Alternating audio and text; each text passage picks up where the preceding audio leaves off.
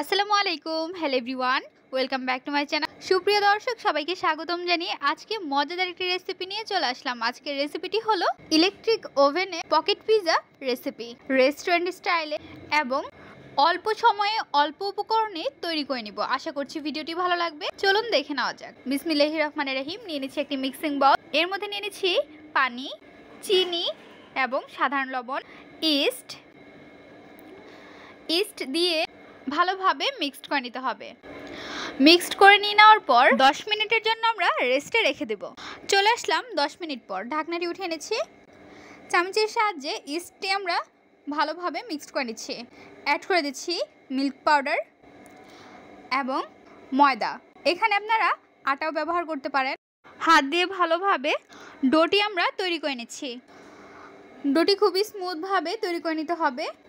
এখন আমরা এর মধ্যে দিয়ে দিচ্ছি সয়াবিন তেল দিয়ে ভালোভাবে ডোটি তৈরি করে নিচ্ছি। তেল দিয়ে ভালোভাবে ডোটি তৈরি করে নিয়ে নেওয়ার পর একটি থালের মধ্যে ময়দা বা আটা দিয়ে ডোটি আমরা হাতের সাহায্যে বল প্রয়োগ করে নিচ্ছি এবং দেখতে পাচ্ছেন ডোটি কতটা স্মুথ এবং সফট হয়েছে। রেস্টে রেখে দেব 2 ঘন্টার জন্য এবং গরম জায়গায় রাখতে হবে। আমরা ওভেনের ভিতরে রেখে দিচ্ছি। চলে আসলাম 2 ঘন্টা পর, দেখতে পাচ্ছেন কতটা ফুলেছে। সব সময় পিৎজা বা বার্গার তৈরি করার সময় গরম জায়গায় রেখে নেবেন। অল্প করে তেল দিয়ে আবারও ডোটি আমরা মাখিয়ে নিচ্ছি। এই দিক নিয়ে নিচ্ছি চিকেনটি মাঝখান থেকে চিড়ে নিয়ে নেওয়ার পর কুচি কুচি করে চিকেনটি কিমা করে নিতে হবে। চাকুর সাহায্যে চিকেনটি আমরা কিমা করে নিচ্ছি। একদম মিহিভাবে কিমা করে নিয়ে নেওয়ার পর এর মধ্যে আমরা দিয়ে দিচ্ছি আদা রসুন বাটা 2 টেবিল চা চামচ, লেবুর রস 2 টেবিল চা চামচ, ম্যাগি মশলা, ভাজা জিরের গুঁড়ো 1/2 টেবিল চা চামচ, গোলমরিচের গুঁড়ো 1/2 টেবিল চা চামচ, চিলি ফ্লেক্স 1 টেবিল চা চামচ, স্বাদ অনুযায়ী লবণ। এখন আমরা একটি চামচের সাহায্যে সবগুলো উপকরণ একত্রে মিক্সড করে নিচ্ছি। রেস্টে রেখে দেব 2 মিনিটের জন্য। চুলায় বসিয়ে দিচ্ছি ননস্টিকের একটি কড়াই, এর মধ্যে দিয়ে দিচ্ছি সয়াবিন তেল। কিমা করে রাখা চিকেনটি আমরা তেলের মধ্যে দিয়ে দিচ্ছি। খুন্তির সাহায্যে উল্টিয়ে পাল্টিয়ে নাড়াচাড়া করে নিচ্ছি। উল্টিয়ে পাল্টিয়ে নাড়াচাড়া করে নিয়ে নেওয়ার পর ঢাকনা দিয়ে ঢেকে রেখে দেব।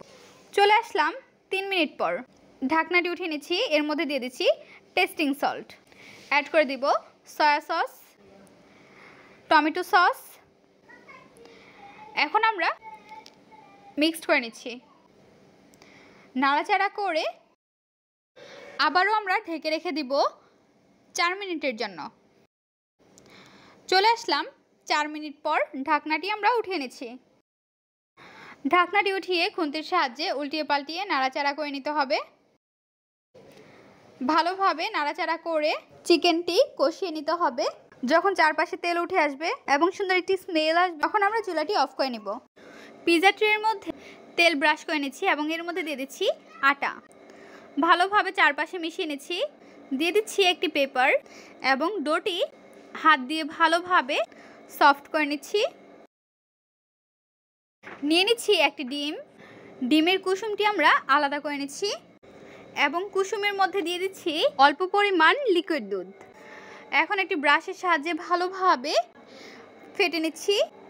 ডিমের কুসুমটি ফেটে নিয়ে নেওয়ার পর ডোটি আমরা ছোট ছোট করে 6 ভাগ করে নিয়েছি এবং অল্প করে ময়দা দিয়ে রুটির মতো করে ডোটি বেলে নিতে হবে। রুটির মতো করে বেলে নিচ্ছি। রুটির মতো করে বেলা হয়ে গিয়েছে। এখন আমরা একটি গ্রেটারের সাহায্যে মজেরেলা চিজ গ্রেট করে নিচ্ছি। চিজের পরিমাণ আমরা একটু বেশি রাখছি। চিজ গ্রেট করে নিয়ে নেওয়ার পর চিকেন কিমা দিয়ে দিচ্ছি। চিকেন কিমা দিয়ে চারপাশে ছড়িয়ে নিচ্ছি এবং আবারও উপরে দিয়ে দিচ্ছি মজেরেলা চিজ। এখন আমরা উপরে একটি ভাঁজ করে নিচ্ছি। ভাঁজ করে চারপাশের মুখ আমরা বন্ধ করে নিচ্ছি। মুখটি ভালোভাবে বন্ধ করে নিতে হবে। অবশিষ্ট থাকা অংশটি লম্বা লম্বা করে কেটে নিতে হবে। তারপর রোলের মতো পেঁচিয়ে নিতে হবে। সেমভাবে সবগুলো পকেট পিৎজা আমরা তৈরি করে নিব। তৈরি করা হয়ে গিয়েছে। ফেটে রাখা ডিমটি আমরা ব্রাশের সাহায্যে ব্রাশ করে নিচ্ছি।